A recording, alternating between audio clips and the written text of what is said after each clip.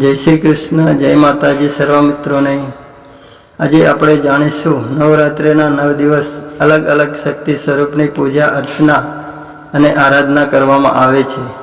મિત્રો, વિડિયો આગળ જોતા પહેલા અમારી એક નમ્ર પ્રાર્થના છે કે અમારી આ ચેનલને લાઈક, શેર અને સબસ્ક્રાઇબ કરશો જી। છઠ્ઠું નોરતું નવરાત્રિના છઠ્ઠા દિવસે માતા કાત્યાયનીની પૂજા કરવાથી અવિવાહિત કન્યાઓને લગ્નમાં આવતી તમામ સમસ્યાઓનો અંત આવે છે અને તેમને યોગ્ય વર મળે છે। એવું માનવામાં આવે છે કે દ્વાપર યુગમાં પણ ગોપીઓએ ભગવાન શ્રી કૃષ્ણને તેમના પતિ તરીકે મેળવવા માટે માતા કાત્યાયનીની પૂજા કરી હતી। જો જન્મકુંડળીમાં ગુરુ ખરાબ હોય તો માતા કાત્યાયનીની પૂજા કરવાથી ગુરુ તરફથી શુભ ફળ મળવા લાગે છે। કાત્યાયની માતાની પૂજા કરવાથી અજ્ઞાન ચક્ર જાગૃત થાય છે। તેમની ઉપાસના અને આરાધના કરવાથી ભક્તોને ઘણી સરળતાથી અર્થ, ધર્મ, કામ અને મોક્ષ ચારેય ફળ પ્રાપ્ત થાય છે। તેમની ભક્તિથી રોગ, શોક, સંતાપ અને ભય નષ્ટ થઈ જાય છે। જન્મજન્મના પાપ પણ નષ્ટ થઈ જાય છે। કાત્ય ગોત્રમાં વિશ્વ પ્રસિદ્ધ મહર્ષિ કાત્યાયને ભગવતી પરબ્રહ્મની ઉપાસના કરી હતી।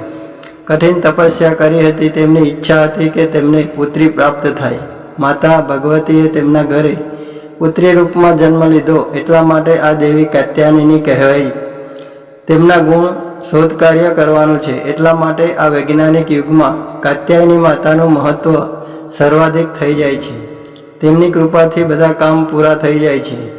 તેઓ વૈદ્યનાથ નામની જગ્યાએ પ્રગટ થયા હતા અને ત્યારથી તેમની પૂજા શરૂ થઈ હતી। માતા કાત્યાયની અમુક ફળદાયિની છે।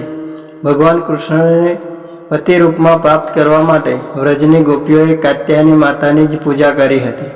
આ પૂજા કાલિંદી યમુનાના કિનારે કરવામાં આવી હતી। એટલા માટે કાત્યાયની માતા વ્રજમંડળની અધિષ્ઠાની દેવીના રૂપમાં પ્રતિષ્ઠિત થયેલા છે।